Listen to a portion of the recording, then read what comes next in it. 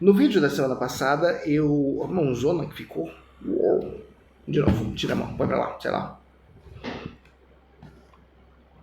Melhorou, né? Fala que sim, editor. Yeah! Obrigado. No vídeo da semana passada, eu expliquei as principais abordagens da psicologia, as que estão representadas no tridente, que na verdade é a letra Psi, que é o símbolo da psicologia. E deixei de fora a terapia cognitivo-comportamental, que é a minha abordagem, porque realmente ela não está representada diretamente em uma daquelas 3 linhas ali. Ela é uma subdivisão de uma das linhas. E hoje eu vou explicar um pouquinho mais sobre essa abordagem que é tão importante, que tanta gente procura e que está, sei lá, no fundo do meu coração.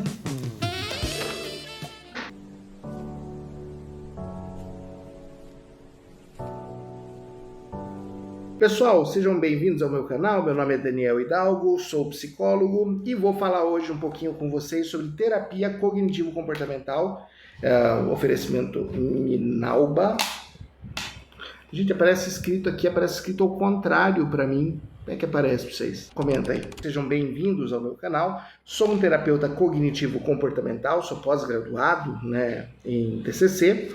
E vou falar um pouquinho com vocês hoje sobre essa abordagem, já que eu falei no vídeo passado sobre psicanálise, sobre psicologia comportamental, análise de comportamento e sobre humanismo, que são as 3 linhas representadas lá no símbolo da psicologia.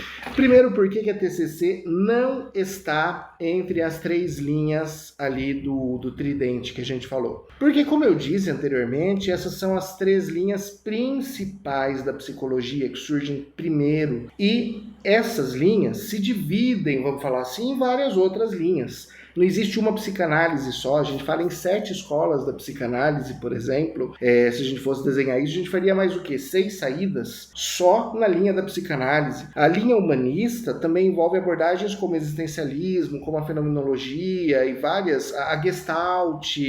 Então a gente também teria que fazer várias linhas saindo do terceiro dente, do tridente aí da psicologia. E a TCC, normalmente ela é identificada com a primeira linha, que é a linha comportamental, já que é terapia cognitivo-comportamental. Então, não só a TCC, mas várias outras abordagens da psicologia ficam subentendidas em alguma das linhas que estão ali representando as principais abordagens no símbolo da psicologia, tá? Por isso que ela não aparece lá. Mas vamos explicar o que é a TCC? Na verdade, assim como as outras abordagens, existem várias TCCs hoje. Existem várias linhas e abordagens que surgem de dentro da TCC. Então esse tridente, se a gente for fazer certinho, ele vai virar uma árvore, com ramos que saem das linhas principais e se dividem em vários outros ramos. Mas, assim como eu disse, que o que une as psicanálises é acreditar na importância do inconsciente para explicar os fenômenos da psique. Assim como o que une os comportamentais é a ideia de que o comportamento é determinado pelo meio e que a gente deve interferir no meio para obter uma mudança de comportamento. E assim como o antropocentrismo une os humanistas, a gente pode dizer que os terapeutas cognitivos, eles são unidos pela importância da cognição. O que é cognição? Cognição é a capacidade de você compreender o mundo. Então tem muito a ver com pensamento, julgamento, interpretação da realidade. Os terapeutas cognitivos entendem que nós pensamos e por isso nos comportamos. Então ele se diferencia do comportamental quando ele não considera que pensar é apenas mais um comportamento, mas pensar precede, tem hierarquia sobre os comportamentos. Então, o terapeuta cognitivo se diferencia do comportamental porque ele acredita que os pensamentos, eles têm uma hierarquia sobre o comportamento. Ou seja, eu me comporto de determinada maneira porque eu penso de determinada maneira. Então, as terapias cognitivas, elas estão especialmente interessadas na forma como as pessoas pensam, na forma como elas interpretam a realidade. Vou dar um exemplo bem simples disso. Suponha que você está no meio de uma conversa com a tua namorada e você diz alguma coisa que você não sabe, né? Mas pode desagradá-la.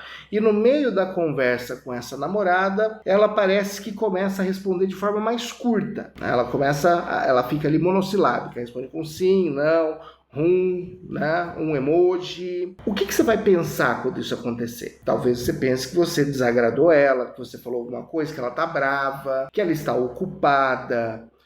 A gente vai ter várias interpretações possíveis para aquela mudança de comportamento que ela teve no meio da nossa conversa. Mas nós não temos as informações necessárias para tomar uma decisão ou para escolher uma interpretação. A gente simplesmente está interpretando de acordo com as nossas crenças, já que eu não estou lá vendo o que está acontecendo e eu não perguntei para ela o porquê da mudança de comportamento. Pode ser que o que eu falei não tenha desagradado ela, mas naquele momento chegou um cliente no lugar que ela trabalha ou um parente na casa dela e ela está agora com a atenção dividida entre a conversa comigo e essa pessoa que está lá presencialmente exigindo a atenção dela. Então as respostas dela ficaram mais curtas. E eu aqui estou pensando o quê? Nossa, ela tá brava, falei alguma besteira, vai dar problema, ela vai brigar comigo, esse namoro vai acabar, eu só faço besteira. Tudo isso é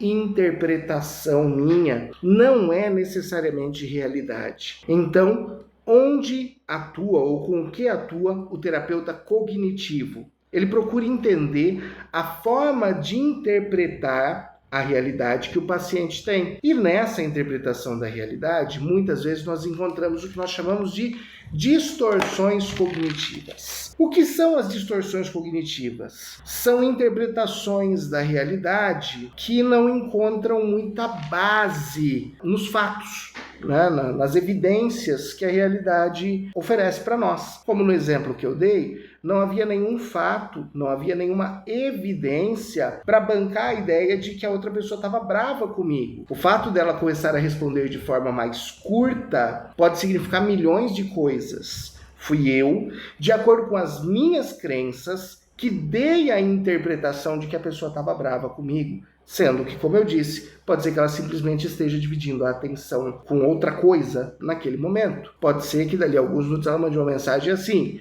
fulano chegou aqui agora, eu estava precisando conversar com ele ou dar atenção para ele. E aí ela retoma, por exemplo, as coisas que eu falei antes e que não ficaram bem respondidas. E aí o que eu vou dizer sobre aquela minha impressão que eu tive antes de que o nosso relacionamento está em crise por causa das respostas da pessoa? Eu não vou dizer nada, né? Eu vou fingir que não aconteceu. Só que neste meio tempo, antes de se esclarecer essa dúvida, né? Antes de se esclarecer essa situação, eu tirei várias conclusões. E essas conclusões podem me causar sofrimento. E sofrimento, no caso, desnecessário. Então, o que é a distorção cognitiva? É uma interpretação que eu dou para a realidade que carece de evidências. Eu não perguntei para ela o que estava acontecendo e eu não estava lá para saber o que estava acontecendo. Mesmo assim, sem evidências, eu deduzi que o fato dela estar escrevendo menos significava que nós tínhamos um problema. E o problema da gente fazer isso, da gente ter essas distorções cognitivas, é que a gente sofre de verdade pelas nossas distorções cognitivas. Então, uma pessoa mais ansiosa pode, por exemplo, ter um ataque de pânico por causa dessas respostas, entre aspas, dessas respostas curtas que ela está recebendo. Por que entre aspas? Porque o que causou o ataque de pânico não foram as respostas curtas, foi a minha interpretação destas respostas. Então, o que o terapeuta cognitivo trabalha? Ele trabalha as crenças dos seus pacientes. Ele procura entender como o paciente interpreta o mundo, quais são as distorções comuns no pensamento dele, porque elas causam sofrimento desnecessário. A ideia do terapeuta cognitivo não é ensinar pensamento positivo para a pessoa se sentir melhor, mas eliminar o sofrimento que vem simplesmente dos erros de interpretação do paciente. Então, em uma situação real, por exemplo, a perda de um ente querido, faleceu alguém muito importante para mim, isso é real e eu vou sofrer por isso. Não faz parte do trabalho do terapeuta cognitivo tentar falar para você assim: imagina, o fulano foi para um lugar melhor, o fulano está no céu, ou Deus quis assim. Esse tipo de pensamento positivo, no caso religioso, né, que eu estou dando aqui, não é uma abordagem, não é uma intervenção própria de um terapeuta, porque a nossa ideia não é confortar o paciente usando o pensamento positivo. A nossa ideia é eliminar o sofrimento desnecessário que vem das distorções cognitivas que estão nas interpretações do paciente sobre o que aconteceu. Então, por exemplo, quando o paciente diz: eu vou sentir falta de fulano que morreu, que era uma pessoa importante, não há o que fazer com relação a isso. Eu, como terapeuta, vou compreendê-lo, vou acolhê-lo. Realmente ele vai sentir falta de fulano, era uma pessoa importante para ele. Quando ele diz: eu não queria que fulano morresse, eu também vou acolher, vou ajudar ele a pensar que a vida funciona assim, que isso é muito triste. Mas não tem muito o que eu possa fazer além de acolhê-lo, porque esses são sofrimentos que não vêm de distorções, mas da própria realidade. Agora, quando a pessoa diz assim: eu nunca mais vou ser feliz porque fulano morreu, ou eu nunca vou achar alguém como fulano, veja, ela está agindo como se ela soubesse do futuro, como se ela tivesse uma bola de cristal, como se fosse um adivinho. Isso é uma distorção. Como eu posso ter certeza que nunca mais vou ser feliz? Como eu posso ter certeza que eu nunca mais vou encontrar alguém com quem eu me dê tão bem quanto o fulano? Pior ainda, às vezes as pessoas se culpam. Elas falam: nossa, se eu tivesse feito tal coisa, talvez o meu relacionamento não terminasse. Se eu não tivesse feito tal coisa, talvez o clima no meu trabalho fosse melhor. Nesses casos, a pessoa ela também está supondo que as coisas que acontecem são resultado direto do que ela fez ou deixou de fazer, como se ela tivesse um controle sobre o que os outros vão fazer ou sentir. Nesse exemplo que eu estou dando, há várias distorções. Primeiro, o meu comportamento não determina o comportamento dos outros. O fato de eu fazer uma coisa ou outra não quer dizer que o resultado teria que ser diferente. É impossível também que eu tome decisões hoje usando conhecimentos que não estão disponíveis hoje. Então, quando a pessoa chega e fala: se eu tivesse feito diferente naquele momento, talvez meu namoro não terminasse? Sim, talvez, mas você não fez diferente por quê? Porque você não sabia naquele momento como as coisas iam terminar. Você agiu naquele momento com o conhecimento que você tinha naquele momento. Só que hoje, sabendo como as coisas vão terminar, você tem a sensação que errou e você se culpa por isso.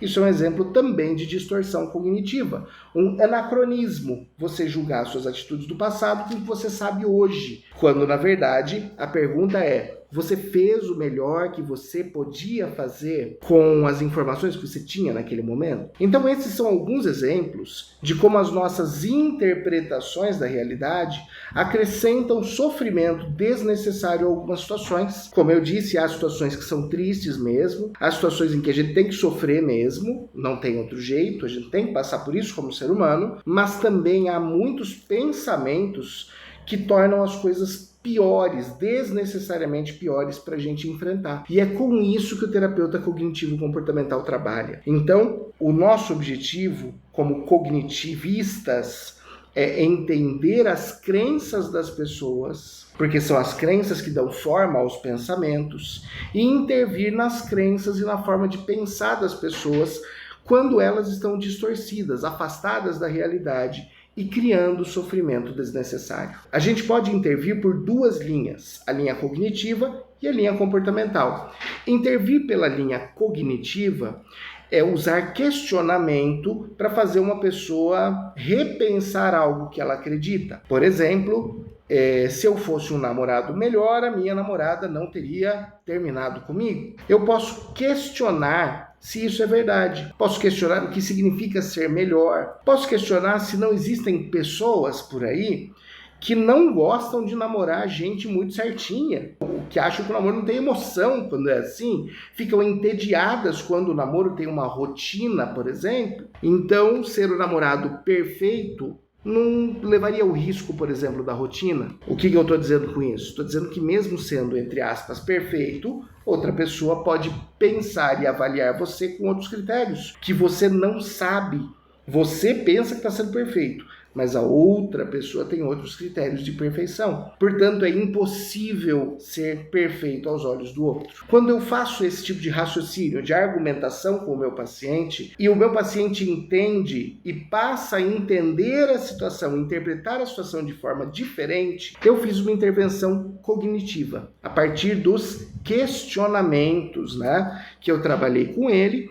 Ele teve uma nova interpretação da realidade. Mas eu posso fazer intervenções comportamentais, por exemplo. Vamos supor que um paciente diga que ele não gosta de falar em público porque se ele gaguejar ou errar, todo mundo vai rir dele. Então a gente coloca ele numa situação com o consentimento dele, em que ele vai testar essa crença. Ele vai, por exemplo, se levantar na igreja que ele frequenta e ler um trecho, da Bíblia, né, diante das outras pessoas. E a ideia é que ele fique atento. Se ele cometer um erro, como as pessoas vão se comportar. Então a gente vai instruir ele a olhar para todas as pessoas, não para uma só, se isso acontecer, para ele não focar, né? Às vezes a pessoa foca em uma reação negativa, isso também é uma distorção. Focar em um ponto negativo e ignorar pontos positivos é uma distorção da realidade, é uma distorção cognitiva. Então a gente vai instruir ele a olhar para todas as pessoas, caso ele erre, e a relatar isso pra gente. Pode ser por escrito, ele anotar alguma coisa. Então o que acontece? Ele vai lá e vamos supor que ele gagueja na leitura. E a maioria das pessoas não reage,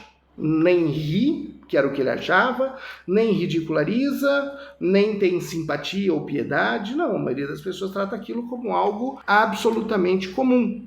Não atrapalha a experiência delas. Elas leram também ali na Bíblia delas e não atrapalhou elas. E aí o paciente chega e você questiona. E agora? Você ainda tem certeza que se você errar em público as pessoas vão rir de você? Bom, diante do experimento comportamental, ele deve flexibilizar essa crença. Ele deve falar, não, ou pelo menos na igreja não é assim, em outro lugar pode ser que seja. De qualquer forma, eu usei o quê? O comportamento, o experimento comportamental, para tentar induzir ele a um novo pensamento menos distorcido sobre as pessoas e que cause menos sofrimento, portanto.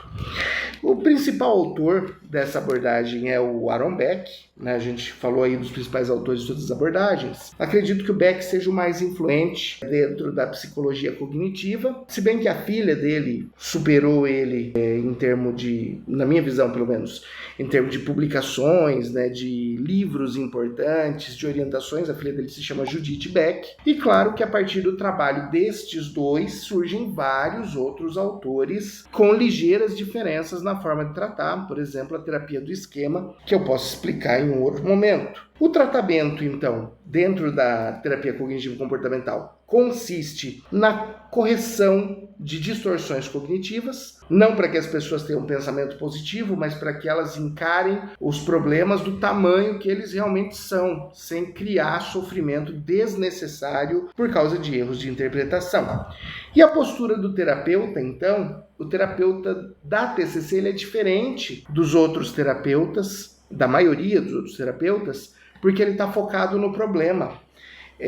Quando você procura terapia cognitivo-comportamental, você procura para tratar alguma coisa, o terapeuta cognitivo ele vai procurar otimizar o tempo do tratamento e da sessão, focando naquilo que é o problema, definindo estratégias com você para lidar com o problema, perguntando o que funcionou e o que não funcionou. Ele também trabalha então de uma forma colaborativa, ele vai perguntar muito, ele vai propor assunto, ele vai propor atividades durante a sessão, ele não tem aquela postura passiva, de você chega, você fala e você conduz a sessão. A condução da sessão pertence ao terapeuta, porque ele está focado, junto com você, em resolver um problema. E ele já conhece algumas técnicas, ele estuda algumas técnicas, prepara algumas intervenções focadas nesse problema. Portanto, ele é mais ativo, ele é mais questionador, ele é mais diretivo. Às vezes ele pode inclusive aconselhar e muitas vezes ele vai propor tarefas de casa para você conseguir aos poucos assumir o controle das questões que te incomodavam e aos poucos ele também vai ensinar você a aplicar as técnicas para a gente atingir o grande objetivo final, né, da terapia cognitiva comportamental, que é que o paciente se torne o seu próprio terapeuta, ou seja, que ele aprenda a identificar questionar e corrigir as suas próprias distorções. Então, ele mesmo deve aprender algumas técnicas para aplicar nos momentos em que forem difíceis, nos momentos em que for necessário aplicar alguma das técnicas. Nesse sentido, quando o paciente aprende a lidar com os problemas dele, a terapia se encerra. Então o TCC tem fim. O objetivo é dar alta para o paciente. Não é ficar com ele o resto da vida fazendo descobertas de autoconhecimento. Não, é dar para ele as ferramentas para que ele resolva as situações que causam sofrimento para ele. Claro que aí tem gente que pergunta, mas então eu vou trabalhar para mandar o paciente embora? Vai, exatamente. Isso não é financeiramente, economicamente um problema para o terapeuta? Alguns pensam assim, né? Que estão acostumados com tratamentos que duram 10, 20 anos, que você nunca dá alta para o paciente, então a pessoa fica preocupada, eu vou começar a dar alta para o paciente, dou alta para todo mundo, fico sem dinheiro, né? Então, calma lá, porque o paciente que sai satisfeito, que aprende a lidar com o problema que ele trouxe para você, ele vai fazer indicações, ele vai trazer outros pacientes, e quando ele encontrar um problema que ele mesmo não está conseguindo resolver, que é pesado, que está difícil para ele resolver sozinho, que ele não treinou para isso, né, que é uma coisa nova, ele também vai voltar para você. Então, nada é melhor, vamos falar assim, para um terapeuta, profissionalmente, do que fazer o trabalho dele bem feito. E é isso que a gente tem que ter em mente. Por fim, essa é a terapia cognitivo-comportamental, bem basicão aqui, 20 minutinhos de explicação. Gostou? Você já conhecia?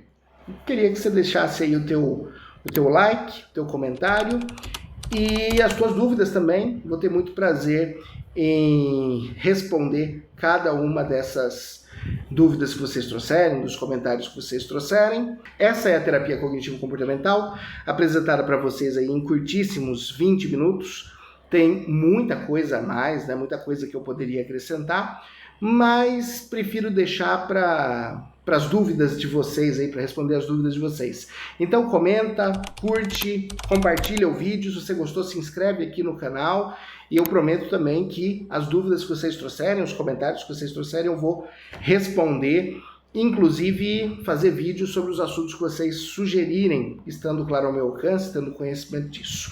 Um abraço para vocês e até o próximo vídeo.